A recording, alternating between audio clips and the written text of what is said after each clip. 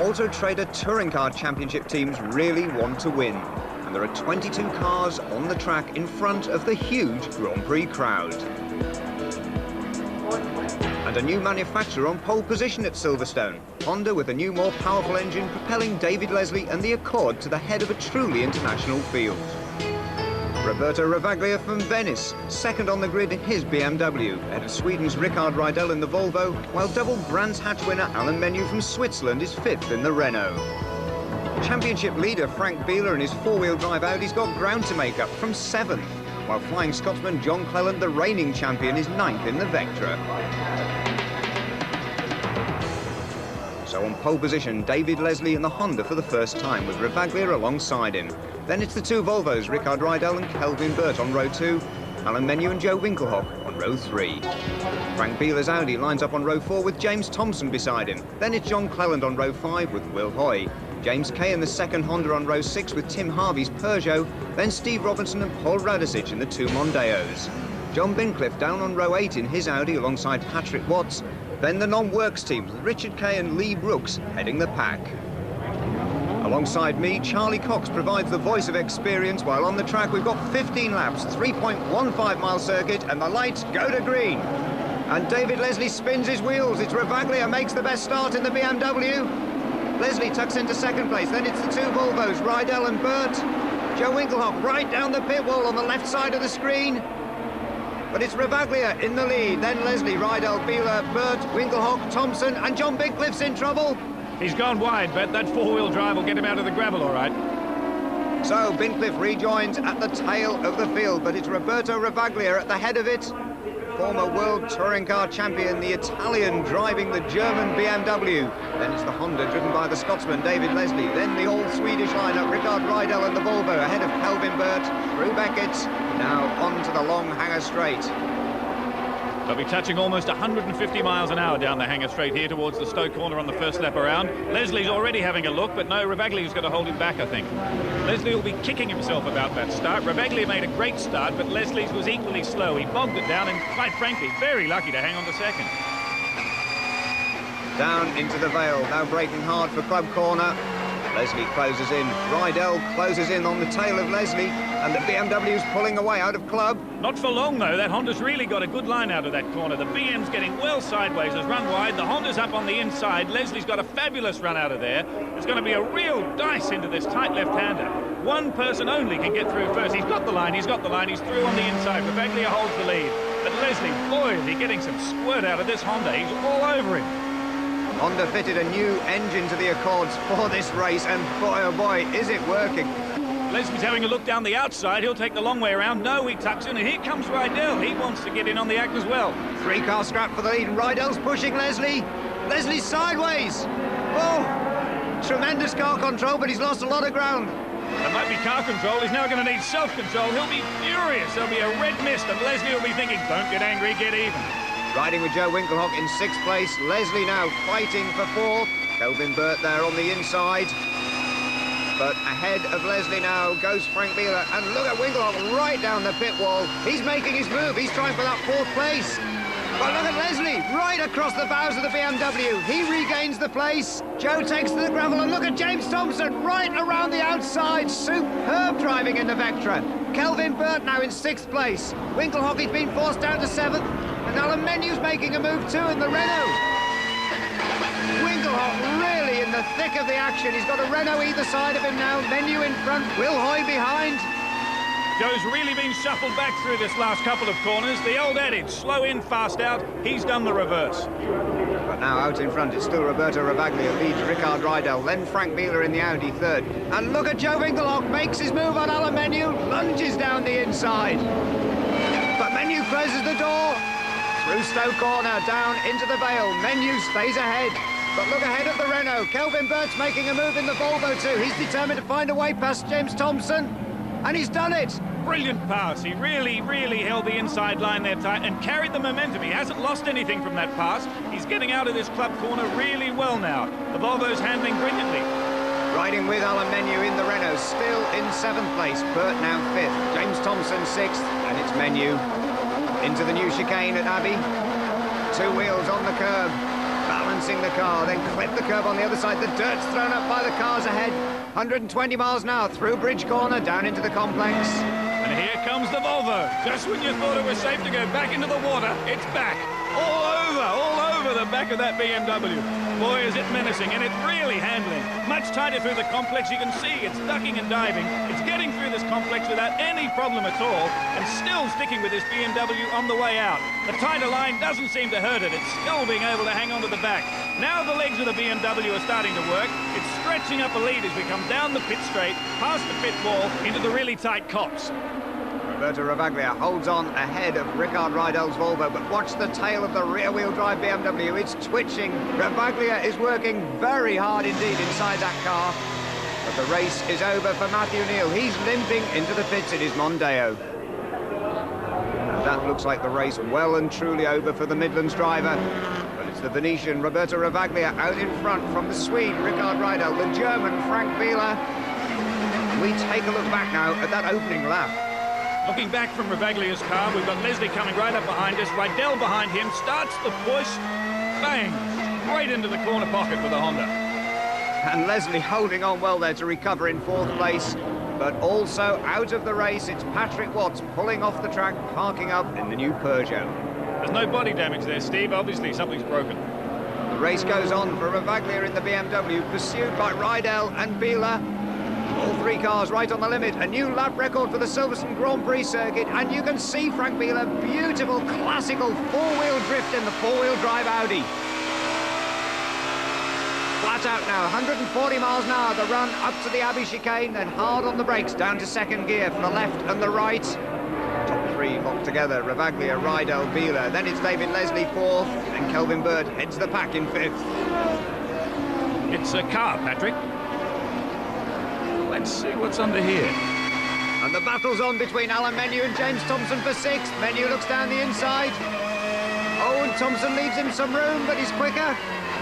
Another Menu's car kicking up the smoke, but he's running wide. Thompson's fighting. Joe Winkelhock gets a nudge up the back. That'll be Will Hoy and the Renault clipping the tail of the BMW. It's a real four-way dogfight. Side by side, out of left field. Menu on the outside, Thompson on the inside, trading paint. Across the line up to 130 miles an hour, and it's still side by side on the run down to Copse. Now Winkelhock takes a look down the inside. Later on the brakes, can he hold it? Yes, this time he's through. Second time proves it. He muffed that manoeuvre last time, and it's worked for him this time. He's held them out. And Will Hoy's challenging his teammate, Alan Menu. But he's got the outside line now into Beckett's. Two Renault Lagunas side by side. Menu goes again, takes the place, 8th position. Brilliant, brilliant passing. Up behind Thompson now. Look at the back of that Vauxhall jumping around like popcorn in a pan. He's hanging onto it though. Fearless, fearless James Thompson. Out onto Hanger Straight, fastest part of the circuit. The speed building up towards 150 miles an hour. And just watch how late they brake for Stowe Corner.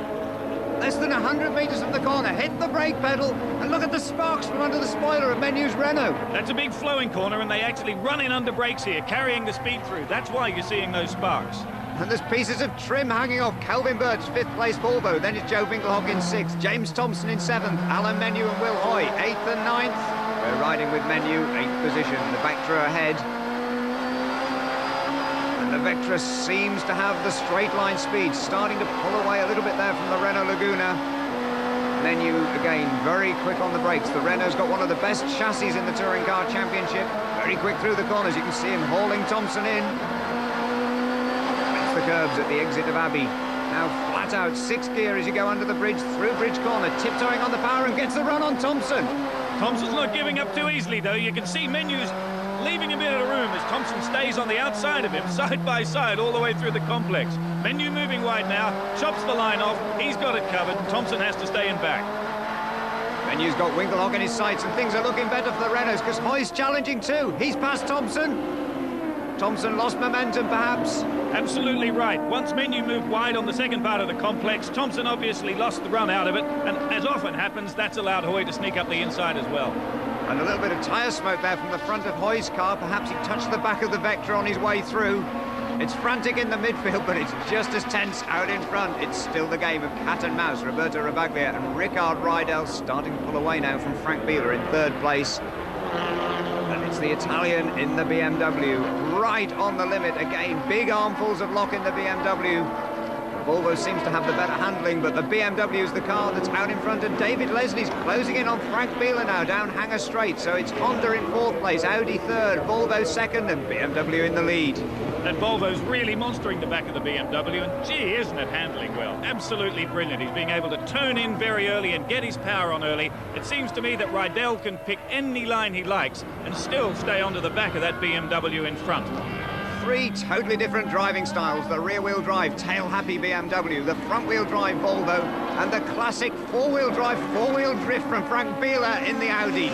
Now we're on the front bumper of John Cleland's Vauxhall Vectra, 12th place. Tim Harvey in the Peugeot ahead. Big belch of flames from Harvey's car. That's the overrun on the fuel. They put a lot of fuel through these cars as they lift on the throttle. Bang, the unburnt fuel just goes straight out of the exhaust system. Great shot here from Cleland's car. He's having a look up the inside with Harvey. Hard under brakes, he can't do it there. Puts on the power out of the chicane. As you can see, you're actually going slightly uphill there. Now he's on the inside for the run into bridge. This will be interesting. He's having none of it. Harvey's actually going to hold the inside line. Cleland will probably look to go wide here, then cut left sharply on the inside. He's having a look, but the straights are too short through the complex. He can't do it. More smoke and unburnt rubbish coming out of the back of the Peugeot, which is running pretty rich. He has a look down the inside now. A very good look. Woo! Big kiss from Cleland as we move back onto the straight. He's got to fall back into line behind the Peugeot, so he gets a proper run. If he tries to look down the inside, then he'll lose momentum. As you can see, he didn't. He's all over the back of Harvey. And it's not just Cleland chasing Harvey for that 10th place. Behind John Cleland are the two Mondeos, Paul Radicic and Steve Robertson. Then John Bincliffe in the Audi, the privateer Cavalier of Richard Kay. But out in front, it's still Roberto Ravaglia heading the field in the BMW. Then Rickard Rydell in the Volvo, Frank Bieler in the Audi third, David Leslie fourth in his Honda. We're riding now, Steve Robertson, 14th place. Radicic ahead of him, his teammate. Oh, and it's all gone wrong. Steve Robertson has actually lost it into that right-hander. Oh, stuck in the gravel, that'll be the end of it. He's just clipped the curb on the way through Beckett. Should carry a lot of speed through there, just back into fifth gear from sixth. And Ravaglia's still got his mirrors full of Volvo and Audi, with David Leslie closing in that fourth position in the Honda, the car right on the pace. If he hadn't had that nudge, who knows what might have been for the Scotsman. Meanwhile, Tim Harvey's got his mirrors too full. Another Scotsman, it's John Cleland on the left-hand side of the Peugeot. These two are still going hammer and tongs, banging wheels as they go down into Stowe Corner at the end of the long straight. Side by side, neither of them known for giving way. This will be really interesting to see who actually sorts out whom into the next corner. Into club, and it's three abreast. Paul Radicic joins in as well. Oh, Harvey loses the shuffle there. But Cleland's got the inside line through club. Vectra hopping on its suspension. Radicic trying as hard as possible, and Harvey comes back. Brilliant stuff. But it's Cleland who comes out in front. He's got that 10th place behind James Kay's Honda. And the pressure really is on now. Roberto Ravaglia.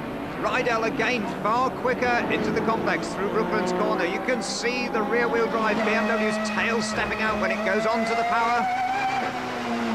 The Volvo closes in again, that more precise handling. The Tom Walkinshaw Racing Team really have got that Volvo 5-cylinder 850 handling superbly. The BMW with Ravaglia at the wheel still out in front. Just over half distance now, and it's only 0.23 of a second in it for the race leaders. Kelvin Burt there in 5th position. There's Joe Winkelhock 6th, Alan Menu 7th, his teammate Will Hoy in 8th place, ahead of James Thompson, then James Kay. And Tim Harvey back at the front of that scrap for the top 10. You make your own arrangements, mate. We're out of here. We're going to go and check the thermos. Marshall's running for cover as the pack arrive past Steve Robertson's stricken car at Beckett's. And Joe Winkelhock through Beckett's has closed right up on the tail of Kelvin Burt's 5th place Volvo. So the pack have closed in on Burt. Maybe Burt has a problem with his tyres, but the BMW obviously much quicker in a straight line. Yeah, look at the power. He's absolutely reeling him in down towards Stowe Corner. He'll get him under brakes there by the look of it. No, Burt's not very interested in that. He'll stay wide. Winkelhock uses the curbs. That doesn't help enough. Burt's not interested at all. Down towards the left-hander again. Let's try this on the other side. He has got the line this time, Joe. Yeah, nice, smooth, easy pass. Interesting now to see how they actually come through this club corner under the straight. because the BMW has been a little bit more difficult to get around there. We've seen it with Rivaglia, and similarly there. Joe's running wide. Thanks very much, you've let me through, but it was a much wider line that he took than the Volvo. Winkelhock then heads Kelvin Bird, still trailing the trim from his Volvo. Now Alan Menu right on the tail of the Volvo. Will Hoy in the second Renault dropping back a little bit. He's got John Cleland right behind him. Now Menu has to find a way past Kelvin Bird. Carrying a bit more momentum through bridge, looks down the inside, into Priory. Oh, up on the curbs, onto two wheels. Comes back down onto four, though, through into that sixth place. Kelvin Burt, though, from fifth to seventh in just two corners. Into the pits now, James Kay. Look at the water pouring from that Honda at the front. Roberto Ravaglia, though, continues to soak up the pressure from Rickard Rydell in second. Frank Bieler in third. David Leslie in the Honda in fourth place. Then it's Joe Winkelhock fifth, ahead of Alan Menu in the Renault. Kelvin Burt in the Volvo. Will Hoy in the second Renault is eighth. Then it's the two Vectras, James Thompson and John Cleland. Reigning champion John Cleland, the #1 car, but he's running down in 10th place behind his teammate. And Roberto Ravaglia hurls the car over the curbs at Beckett's. He really is right on the limit. He hasn't had a single chance to relax all the way through this race. He's been driving it very, very hard. It's not a comfortable drive for him at all. He seems to be able to hold everybody at bay with the power he's got, but as soon as he deals into those fast corners, that Volvo starts to eat him alive. Leslie's not out of this as well. He's moving up with the Volvo and the Audi. And David Leslie really must be sick as a parrot after that nudge on the opening lap. That really did spoil his chances. Yeah, he'll still be fuming. He might have simmered down a little bit, but not enough. In car now with Alan Menu, not having such a good race here as he did at Brands Hatch. Silverstone's not quite as friendly a Renault circuit as Brands Hatch is. Sharper corners here with long straights, so it doesn't allow Menu to carry the speed. Now we've got Thompson having a look at the other, watching pretty carefully that he doesn't wreck his run onto the straight when he's trying to get past Hoy. He's having a look down the inside. It's a long straight, but that's the wrong side to be on. No, have a look up the other side now. He's weaving. He's trying to frustrate and put Hoy off, and at the same time see if he can find a gap. No way. Hoy's too far in front there. Also on the run up to Abbey, the fast-moving John Bincliffe makes his move on Tim Harvey. Oh, and Harvey didn't see him. Oh, they're heavy, those Audis, aren't they? Bang, he's bounced straight off it. Well, Harvey's got out of the gravel trap, but looks like I think Paul's taking driving tips from his teammate there. Unfortunately, both of them up. I don't know if he was helped. Let's have a look at this incident now between Harvey and Bincliffe coming up into the old Abbey left-hander. Bincliffe takes a look down the inside. He runs straight to the apex quite wide.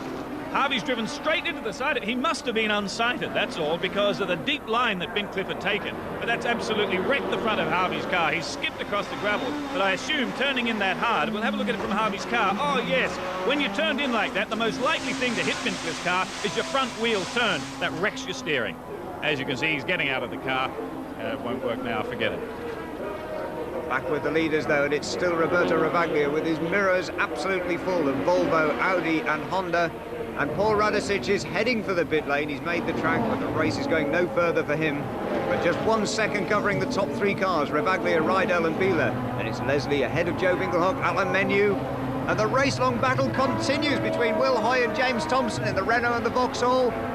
Through Stowe, into the Vale, it's Hoy that's got the advantage, but Thompson's taking a look. Hoy takes the tighter inside line, forcing Thompson to go the long way round. Can't do it this time. Both the cars right in the curbs, and Thompson up onto two wheels there at Club. The Yorkshireman's right on the limit, but it's Hoy still ahead. And Lee Brooks is catching Owen Macaulay at Abbey. Macaulay turns, I don't know what that's all about. He's turned in and covered him. Macaulay's going off backwards. Oh, straight into the bunker. What a race. Owen Macaulay will be very frustrated about that. The car axle deep in the gravel trap. Going to get his feet dirty getting out of that one. It's well and truly beached. He'll have his engine box full of dirt as well. Let's have a look at that again. You've got Macaulay on the outside. Brooks has a look down the inside. Macaulay goes to cover. Pretty wide manoeuvre, if you ask me. And there's the end result. These two have been racing each other all season. Everywhere they go, Brand, Snedden, they're always banging wheels, swapping paint with each other. They're having a fabulous old time together. This time Macaulay's actually come off much worse. And the battle of cat and mouse goes on at the head of the field. Roberto Ravaglia still covering every single move that Rickard Rydell makes. And Rydell must be very aware that time is running out for his challenge. Frank Bieler, he's happy there to sit there in third place. Maybe the two in front will take each other off. Either way, he's in for championship points. I don't know if he's so happy to sit there. I think he's actually driving the doors off this Audi. So is Ravaglia with his BMW. He's really pumping hard. The car drifts wide there. You can see once again the Volvo holds a better line. He's now all over the BMW. Up the inside, having a look, one side, then the other. Thinks he'll have a bit of a munch on the back of it. But once again, the BM pulls away under power, opens up a gap. Volvo closes up again under brakes. The Volvo's really handling well. The BM seems to be quite tail happy. If you look at the attitude of the car when you get a side shot, you can see it's quite high in the tail. That helps the car turn in pretty well, but it also makes it more lively. The Volvo is a dead level car. It hasn't got what they call rake in the handling, which is where the front is lower than the back. Now we're looking at the other BM to see how that handles, and that's from a Renault point of view, and that's a good handler. Renault's regarded as the best handling chassis in the championship, but Joe Winkelhock's still keeping his BMW in 5th place ahead of Alan Menu. Closes the door again, but he's leaving it a little bit wide. Menu has a chance. Winkelhock again uses that BMW's power. You can see it pulling away through Woodcote Corner up to 130 miles an hour across the start-finish line. This is Roberto Ravaglia, the race leader, still with Rickard Rydell right on his tail, then Beeler, then David Leslie, then Joe Winkelhock with Menu's Renault right behind. And it's on to the last lap. There are only a dozen corners left for Rickard Rydell from Sweden to pull the trump out, to actually get his way past Roberto Ravaglia. Ravaglia is one of the most experienced touring car racers in the world, the only touring car world champion. He's been the German touring car champion, the Italian touring car champion. Now he's got his sights set on British touring car championship honours as well. But amazingly, if he makes it to the checkered flag today, this will be the first ever British Touring Car Championship win for Roberto Ravaglia. And it looks as if he is heading that way. He's pulled out a little bit of a gap on Rickard Rydell, but it could be Rydell's cooling his tyres down for a last lap lunge through the complex. Through Club Corner, half a lap remaining. Rydell takes a little bit of a breather. Beeler's dropped back a little bit. David Leslie's keeping up the pressure, and Joe Winkelhock is closing in on the Honda as well. The top 6 cars just covered by a handful of seconds, heading up to the checkered flag. Into Abbey for the last time, and Rydell is closing. Flips the curbs in the Volvo. This is now into the slower stop-start part of the circuit. Through bridge, now into the complex. This is where the Volvo had the advantage. Let's see if it closes in. Oh, and he locks his wheels. Rydell right on the limit, and he is closing in. Right on the tail of Ravaglia. Through the left-hander at Brooklands, now the 2 right-handers at Luffield. After that, it's just Woodcote Corner and the sprint to the finish. Through Luffield too. The BMW steps out of line, he's on the curbs. Rydell's closing in, up to 100 miles an hour. It's not going to be enough though. Rydell is going to be right on the boot link, but it's going to be Roberto Ravaglia takes his first touring car win in the British Touring Car Championship. And look at Cleland and Hoy. Cleland gives Hoy the hip and shoulder. Blam! Take that, Cleland. You're not getting away with punting me off, matey boy. So last lap dramas for reigning champion John Cleland, but a fine victory for Roberto Ravaglia. Leads from start to finish after the most incredible pressure from Rickard Rydell. Ravaglia will be a very happy man at Silverstone. Victory by just 0.19 of a second. Frank Beeler in 3rd place, and David Leslie recovering to finish 4th in the Honda. Joe Winkelhock was 5th ahead of Alan Menu in 6th, Kelvin Burt 7th, James Thompson 8th, and the battling Will Hoy and John Cleland round out the top 10. So Frank Beeler's 3rd place keeps him 49 points ahead in the championship, with Menu 2nd, but Rickard Rydell closing the gap to be just 3 points behind. And David Leslie is in the top 10 now with that fine 4th place in the Honda Accord. And victory in the Total Cup for Privateers goes to Richard Kay in the green and white Vauxhall Cavalier after an incredible display of more than on-the-limit driving. But he's still 2nd in the championship behind Lee Brooks in the Toyota, 18 points ahead. And I'm joined here by the afternoon now. Are you able to reflect more philosophically about the events of yesterday? It was an interesting day. I made a Rickard Rydell style start. I went from 9th place to about 15th, and then spent the rest of the race trying to fight my way back through again. My car was very good, very consistent all the way through, and the tyres were excellent right to the end, and I was able to charge right to the very end. I passed James going through Club, got right on Will's boot lid as I was coming into the complex, and I sold him a bit of a dummy going under bridge. And into Priory, he ran a little narrow in there, and I just got down inside him between Priory and Brooklands, and he obviously decided that he didn't like the move and sent me off grass cutting. I think we'll have to get some sponsorship from Flymo. You got another race this afternoon after the Grand Prix. Form is balanced on a knife edge in this championship. What could change things? A little bit of rain might be around. I think if it rained, I start 10th in this round, and if it rained, the four-wheel Audis will for sure win the race, but we will be on the podium. Our car is excellent in the wet. In the dry, it's so competitive. A half a second is the difference between being 10th and being 4th. The trouble is, by the time you fight your way through, as was in that race there, from 10th place, by the time you get up to 4th or 5th place, the leaders have gone. So the idea is if we can qualify a little better, then we can certainly race. That's not a problem. It's just finding that extra little bit here, just a little bit here and there. We'll have highlights of that towards the end of the programme this afternoon, but you fellas have become big names in motor racing, not quite rivaling the profiles of some of the Formula One boys, but how do you all relate together? Will you head back now and find a television set and watch it with the same enthusiasm as the rest of us?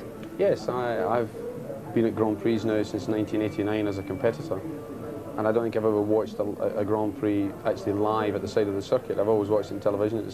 You can see much more that way. But yeah, I mean, we will go and watch, and we'll be rooting for various different drivers. I personally would like to see David Coulthard win the race, but I think from his geographical reasons. Yeah, for geographical reasons, slightly patriotic reasons. But I suspect that Damon will have the upper hand today, and that it's looking very much like it's Damon's day. And just going by the support that he has here today, if he can win on that alone, then the race is his now. But yeah, we'll go and watch with keen interest, and it's always good to watch the way that some of the drivers think in a race situation and working up to certain moves. And there's some drivers do that in touring cars, and some just seem to wake up to the fact that there's an opportunity there, and they don't plan the moves too well. So it's very interesting to watch that. Saloon car racing and single-seater racing at the highest level, are they contrasting arts, or do they have a vast amount in common? Well, I think we've seen a driver is a driver no matter what he drives, but having said that, Nigel Mansell drove a touring car many years ago, and unfortunately didn't fare too well in it. Likewise, I think if I got in an F1 car, I wouldn't really do it justice either. It's everyone to their own sport, and I think what I do very well, and what people like Damon Hill does is equally, it's an art, and it's something that you learn to do, and you learn to do well. I don't pretend to be a Formula One driver, and I'm quite sure Damon wouldn't want to be a touring car driver. Well, enjoy watching the race, and we'll watch you in action a little bit later in the programme in round 16.